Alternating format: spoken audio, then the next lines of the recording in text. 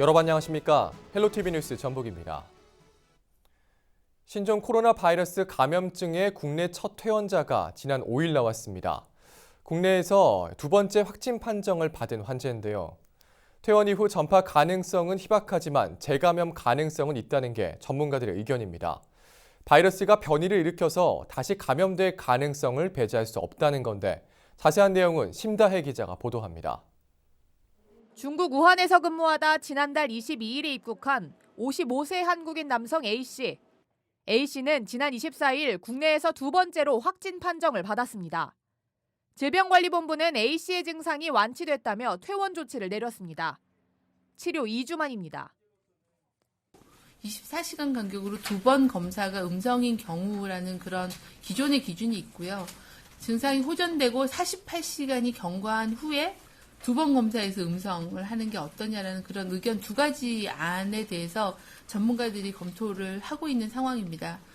이번 환자인 경우에는 두 가지 조건을 다 충족한 그런 상황이어서 일단 퇴원 결정이 된 상황입니다. 전문가들은 환자가 퇴원한 이후 감염증을 전파할 가능성은 희박하다고 입을 모읍니다. 대부분은 퇴원 전에 음성으로 두 번이 확진이 된다는 거는 거의 바이러스가 완전히 소멸됐다고 보면 되니까 걱정하실 건 없을 것 같습니다. 대부분 퇴원할 때는 바이러스가 디텍션 안 되는 상태에서 그것도 한 번이 아니라 두 번 이상 해가지고 퇴원하는 걸로 알고 있는데 여러 국민들이 그렇게 걱정할 필요는 없죠. 하지만 재감염의 가능성은 거론되고 있습니다. 항체의 지속 기간이 불확실해 다시 감염될 수 있다는 겁니다. 초기에는 항체가 있으니까 바로 감염이 다시 일어나는 일은 거의 없을 거라고 보는데 생겨난 항체가 얼마나 오래 갈지는 몰라요. 재감염의 가능성, 누구한테 옮았을 때 이거는 알 수 없어요. 또 바이러스가 변이를 일으켜서 재감염될 가능성도 완전히 배제할 수는 없습니다. 돌연 변이가 생겨서 재감염이 될 수는 있지만 극히 드물겠죠. 사실은 대부분은 없어요. 재감염이 되려면 뭔가 그 돌연 변이 바이러스가 새로 생기거나 아니면 그 환자분이 알았는데 항체가 너무 갑자기 확 떨어져서 생기는데 대부분의 어떤 뭐 홍역이나 우리 바이러스 같은 경우는 몸에 들어오면 그 몸에서 이겨내야지 완치가 되는 거거든요. 이겨내면서 항체가 형성이 되기 때문에 그 똑같은 균이 들어올 때는 대부분 이겨낼 수가 있으세요. 이번 환자 A씨와 접촉했던 인원들에 대한 자가 격리 조치는 오는 7일 순차적으로 해제됩니다. 헬로티비 뉴스 심다혜입니다. 중국에서 신종 코로나 바이러스로 인한 사망자가 늘면서 치사율에도 관심이 높아지고 있는데요. 지금까지는 2%대인 것으로 파악되고 있습니다. 하지만 국내에서 치료받고 있는 감염 환자들은 중증 없이 대부분 안정적인 데다 완치 판정을 받은 환자도 있습니다. 치사율 제로를 기록할 수 있을까요? 고정민 기자입니다. 3일 자정을 기해 확진 판정을 받은 신종 코로나 환자는 17,000여 명. 이 가운데 360여 명이 목숨을 잃었습니다. 사망자가 속출하고 있는 중국 현지는 공포감이 극에 달한 상태입니다. 最近因为武汉肺炎的关系，人们都不太外出，街上的行人少了很多，大家都担心被传染。 현재까지 집계된 신종 코로나의 치사율은 2%대입니다. 바이러스는 중국 외에도 30개국 가까이로 번져나갔지만 사망자는 중국에서 대부분 발생했습니다. 중국 외에는 필리핀 1명뿐입니다. 우리나라도 확진 환자가 3일 오후 5시 기준 15명이지만 중증 환자 없이 안정적인 상태인 것으로 전해지고 있습니다. 국내 상황으로만 보면 치사율이 제로라는 얘기입니다. 보건당국은 신종 코로나의 전 세계 평균 치사율이 4에서 5%에 이를 것으로 추정했습니다. 치사율이 30%를 넘어섰던 메르스와 10%대인 사스와 비교하면 낮은 편입니다. 일본의 의료 전문가가 신종 코로나 바이러스가 전염성은 강하지만 가벼운 증상이 많은 것 같다고 말한 것도 주목을 받고 있습니다. 현재까지 중국에서 나온 정보에 의하면 한 4에서 5% 정도의 치사율을 보이고 있는 그런 상황이기 때문에 이거는 이제 그 좀 더 유행이 진행되면서 더 확정이 돼야 되는 그런 상황으로 보입니다. 특히 이번 사태 발생 후 처음으로 확진 환자의 퇴원이 검토되고 있다는 소식도 고무적입니다. 하지만 면역력이 약한 노약자는 취약할 수 있고 치료 시기를 놓치면 위험할 수 있는 만큼 안심은 금물입니다. 특히 백신이 개발되지 않은 상태에서 바이러스의 변이 가능성도 있는 만큼 결코 가볍게 봐서는 안 된다는 경고도 나오고 있습니다. 헬로티비 뉴스 고정민입니다. 신종 코로나 바이러스에 2차, 3차 감염 환자가 나오는 등 지역사회 확산 가능성이 커지고 있습니다. 예방과 확산을 막는 조치가 더욱 중요해진 상황인데요. 확진 판정을 받거나 감염이 우려되는 환자는 음압병상이라는 곳에서 격리치료를 받게 됩니다. 음압병상은 얼마나 있고 어떻게 운영되는지 알아봤습니다. 한재영 기자가 보도합니다. 발열과 근육통, 기침과 호흡곤란 등의 증상을 보이는 신종 코로나 바이러스. 감기와 비슷하지만 전염성이 매우 높아 빠르게 확산하고 있습니다.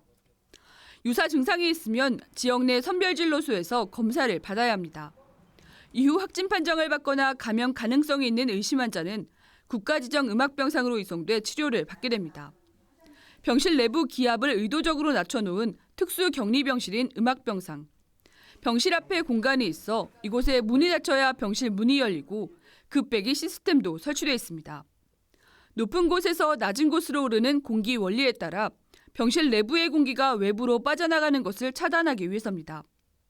내부 오염원은 정화시설을 통해 걸러내 바이러스가 외부로 유출되지 않도록 합니다. 병실 내부가 음압으로 돼 있어서 안에 있는 공기가 밖으로 이제 나가지 못하게 돼 있는 거고요. 이중문으로 돼 있어서 중간에 또 한 번 차단이 되어 있고 밖에도 또 큰 문이 있고 그래서 이제 밖에 있는 환자들이나 의료진하고 이제 안에 있는 환자분들하고는 이제 접촉을 완전히 차단하는 그런 원리로 되어 있습니다. 2015년 메르스 사태 이후 감염병 확산을 막기 위해 300병상 이상 종합병원에 음압병상의 설치가 의무화됐습니다. 현재 운영되는 국가지정 음압병상은 서울 5곳, 경기 3곳, 강원 2곳 등 전국 29개 병원에서 160여 개 병실을 운영합니다. 바이러스 노출을 최소화하기 위해 환자 이송 과정에도 공기 여과 필터 등을 갖춘 음압 들것 등의 특수 장비가 운용됩니다. 환자와 밀착 접촉이 불가피한 구급대원과 의료진은 전신 방호복을 착용하고 장갑과 마스크, 고글도 착용합니다. 가래나 기침으로 인해 비말이 묻는 것을 예방하기 위해서입니다. 비말 그리고 접촉을 통해서 이제 전파가 될 수 있는데요. 환자도 마스크를 착용하고 있고 의료진도 전신 보호복에 글러브 그다음에 덧신에다가 고글을 착용을 보통 하시기 때문에 아마도 보호가 될 테고 기본적인 원칙을 지켜주면은 뭐 안전하게라고 볼 수 있겠습니다. 하지만 사태가 장기화할 경우 치료시설과 장비 등의 부족 사태가 초래될 수 있어 안심할 수는 없는 상황입니다. 2, 3차의 감염이 이어지고 있는 신종 코로나 바이러스. 추가 확산을 막고 예방을 위해서는 마스크 착용 등 개인 위생을 철저히 하는 것이 무엇보다 중요합니다. 헬로티비 뉴스 한지영입니다. 정부가 중국 후베이성을 거쳐 들어오는 외국인에 대해 감염증 위험이 낮아질 때까지 입국을 금지하기로 했습니다. 싱가포르와 필리핀, 호주 등 다른 국가에서는 중국 본토를 방문한 외국인 입국을 금지한 상태인데요. 정부의 입국 금지 결정에 대해 당연한 조치라는 입장과 신중히 검토해 속도를 조절해야 한다는 다양한 분석이 나오고 있습니다. 이에 대한 지역민들의 의견을 이진철 기자가 여론을 지금을 통해 들어봤습니다. 중국인 입국 금지 요청에 대한 청와대 국민청원은 지난달 23일에 올라와 현재까지 60만 명 이상의 동의를 받았습니다. 정부는 신종 코로나 바이러스 첫 확진자가 나온 지 2주 만에 중국에서 오는 외국인에 대한 입국 금지에 나섰는데요. 이에 대해서 시민들은 어떻게 생각하고 있는지 직접 들어봤습니다. 지금 계속 뉴스에도 나오고 이런 걸 보면은 밖에 나오는 자체가 좀 꺼려지고 이런 게 아무래도 좀 애들 키우는 입장에서 보면 더 그런 게 좀 많이 걱정이 되죠. 그래도 그렇게 조금 해주는 게 우리 이 국민 입장으로서는 그랬으면 좋겠다는 바람이죠. 중국 사람들이 지금 왕래도 많고 이러니까 그걸 좀 차단한 거는 지금 정부에서 한 거는 좋은 거죠. 좋은 건데 지금 이 중국 전역을 확산되지 말라 그런 법 없거든요. 그러니 이걸 초기에 이거 뭐 우리 국내에서 이거 높은 분들이 단단히 이래 대처를 해야 될 것 같아요. 그 사람들이 또 중국인이 아니라도 그런데 다녀온 사람들이 좀 자기 자신이 알고 활동이나 이런 걸 좀 제한하고 자제를 해야 되는데 뭐 방송에 보면은 뭐 이 대중교통을 이용해 가지고 엄청나게 다니고 막 그렇더라고요. 쇼핑 센터도 가고. 그래서 물론 자신이 그렇게 해야 되겠고 또 정부도 그런 거를 좀 초기 단계에서부터 좀 확실하게 잡는 게 좋지 않을까 싶어요. 중국에서 오는 외국인에 대한 입국 금지에 대해서 다른 의견도 있었습니다. 역지사지로 이 상황을 생각해봐야 된다는 입장과 중국과의 관계를 고려해봐야 한다는 주장입니다. 검역을 제대로 하면은 꼭 그렇게 막을 필요가 있나 이제 그런 생각도 들긴 하는데요. 강화하는 건 좀 긍정적으로 생각합니다. 그런 부분에서. 입국 금지시키는 건 말이 안 된다고 생각합니다. 역지사지로 생각해 보면 만약에 우리나라 사람이 그렇게 됐다 그러면 어떻게 할 겁니까?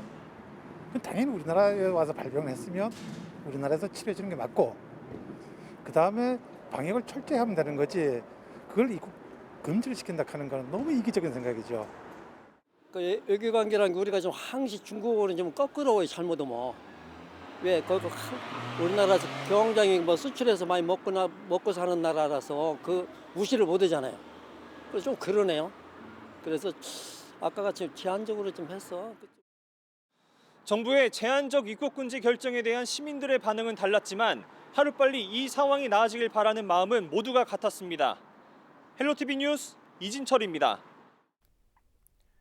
신종 코로나 바이러스 사태가 예비 후보들의 선거운동 방식을 바꿔놓고 있습니다. 유권자들이 접촉을 꺼리자 거리에서의 대면 접촉 대신 온라인 선거전에 뛰어들고 있습니다. 김남호 기자가 보도합니다. 신종 코로나 바이러스 감염증으로 각종 행사가 잇따라 취소되자 예비 후보들에게 비상이 걸렸습니다. 유권자들을 직접 만날 기회가 줄어들었기 때문입니다.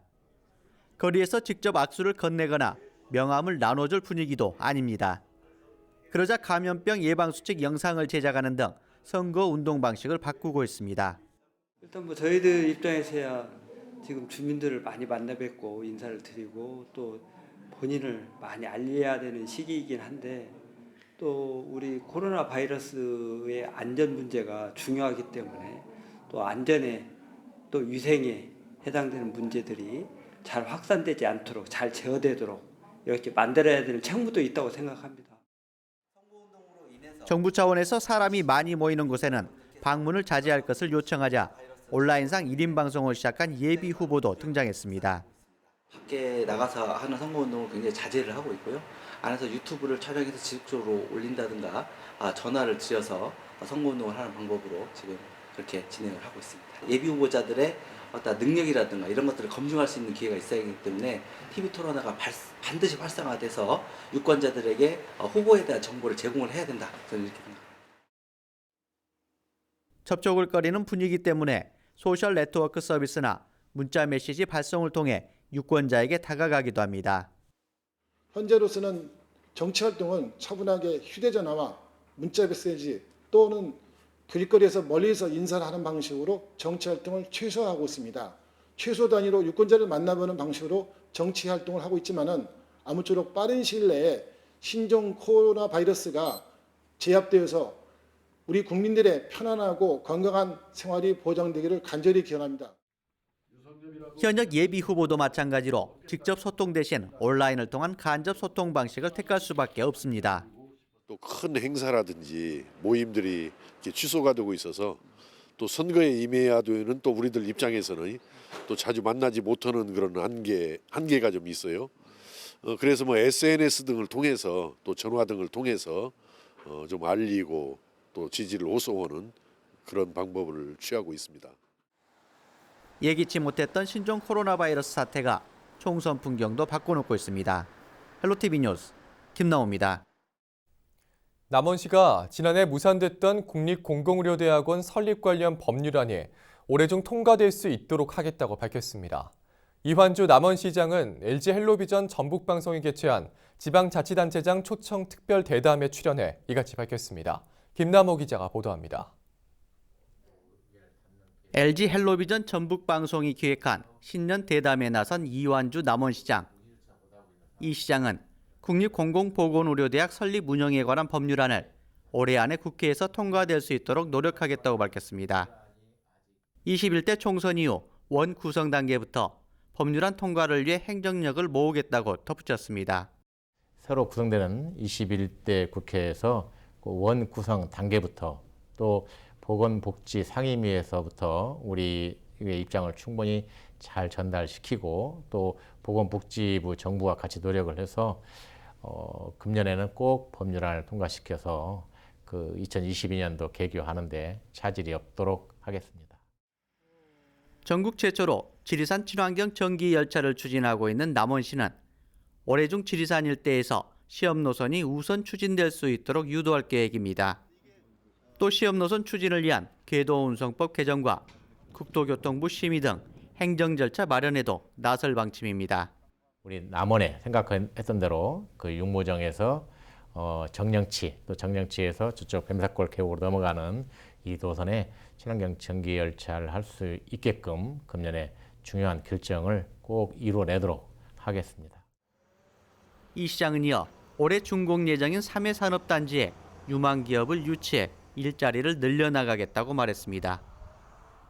새로운 성장 동력을 찾아 나서고 있는 남원시의 계획안은 오는 12일 수요일 오전 11시 40분 채널 25번을 통해 확인할 수 있습니다. 헬로티비 뉴스 김나호입니다.